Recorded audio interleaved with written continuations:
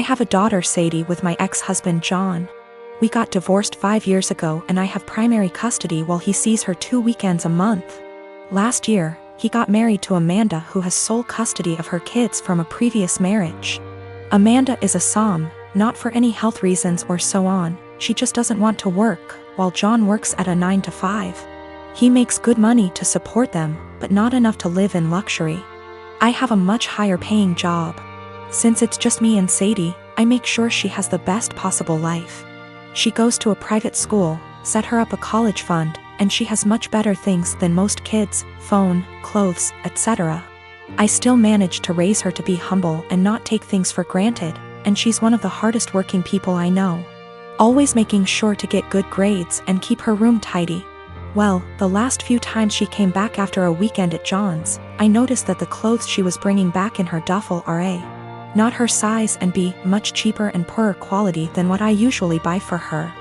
I asked her why that is, and she told me that while she's at her dad's, Amanda takes away her nice clothes and gives them to her kids while Sadie gets the clothes they buy from Target. I asked her if she wanted them back, but she said she didn't mind sharing since all her favorite clothes were kept here. The problem came when I went to pick her up last weekend.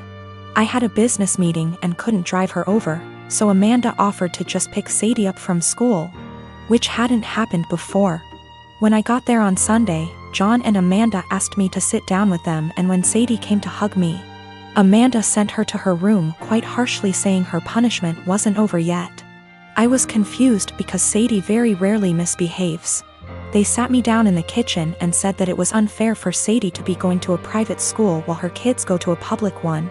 So they decided that Sadie would be pulled out of private school and put in the same school as the girls. They also said I should keep up Sadie's punishment because when they told her, she blew up at them, told them it wasn't fair, and yelled that Amanda and her kids weren't even her real family, that all they did was steal. I told them in no uncertain terms to off. I would not be pulling my child out of a school she likes, away from her friends, because they can't afford it. I told them they could easily make as much money as me if Amanda started working in her field because she has the qualifications, and the job market is very good. I told them their money problems are not my issue, and if Sadie's items get stolen again or they try to pull her out of school, I'll be taking this to court. They've been blowing up my phone ever since, calling me a selfish. And after telling the story to a friend, he told me I was rubbing my success in their face. But I still don't feel like I did anything wrong. I got temporary guardianship while waiting for a court hearing. We're going to try to get full custody and have John get 1 day a week of visitation, supervised for at least the first few months, and no contact with Amanda or her kids. This way, he still sees Sadie just as much and they can try to repair their relationship, but she doesn't have to go back there. All contact between us is made through emails, which are CC'd by my lawyer, and I've asked for Sadie's things back. I've talked to Sadie and we've decided that she's going to try therapy for a little while to help deal with everything that's happened. We've had the hearing and our custody arrangements been modified. Any and all decisions relating to Sadie are made by me, and me alone. John has supervised visitation once a week, and Sadie will continue in therapy to deal with all the issues Amanda and company have caused her. They tried to push for 50/50 custody split on grounds of alienation. So me trying to put Sadie against her father. But we made it clear from the start that we wanted to keep Amanda and her children away, and wanted supervision only because we don't feel safe leaving him alone as of yet, but that we were open to modifications. Thanks to that, the proof of stealing, and Sadie's therapist's testimony, their claim was thrown out pretty quickly. Amanda's pissed, and has tried to contact me and Sadie, but I made it clear to her that if she keeps harassing me or my daughter, I'll have to make this known to the authorities. Sadie and I have blocked her everywhere, and any communication between John and us is made through text messages or emails only. I'm 25 and am having a micro wedding. My dad's 43 and this woman's at least in her 50s. My dad and this woman have been together like 3 to 4 years at this point. I've never met her as they live on the opposite side of the country. I've had about 3 to 4 conversations with her over the phone and grow more annoyed every time. The first one was when I cut my mom off after a bad blow-up. going on and on about I'm young and I'll come around and she's my mom still, etc., etc., etc. The second was last summer. I was 8 months pregnant and my car was impounded BC of the insurance company. It was resolved. I called to let my dad know, not her, and she kept going in circles repeating that we need to get it, it 'cause it accrues fees. I had a minor snap then. I don't appreciate being talked to like I'm stupid and 15. I was telling him that BC of the insurance company our truck got towed and was in impound, and they were in the process of getting it out. She chimes in, he had me on speaker, and repeatedly said in a tizzy, get that car out. You need it, it's accrues fees, the longer it's there the more it is.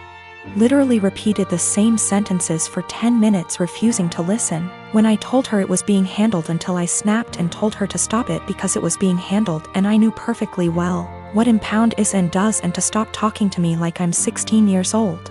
Again, I was 8 months pregnant and was giving an update, not asking advice.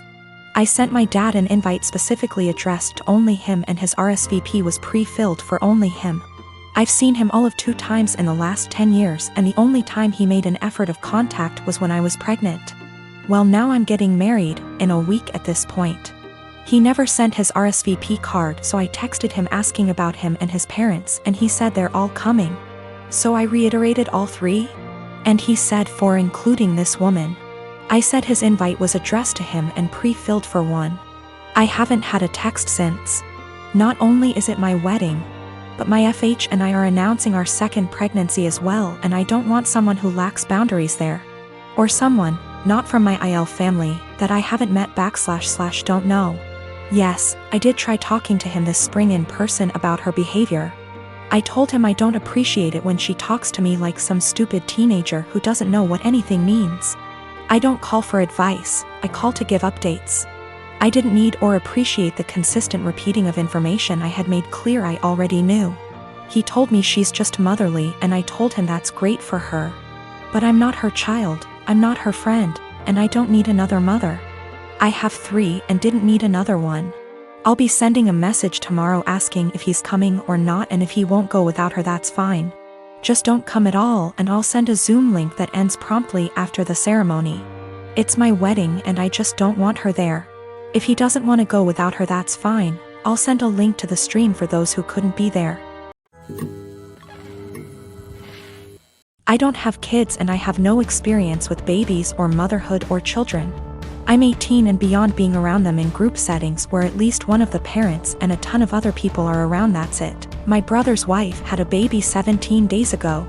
I didn't go visit them yet, but my brother and sister-in-law sent me some pictures. My brother said our cousin Rachel was around a lot because my sister-in-law is having trouble breastfeeding and Rachel is a big believer in it and is helping her.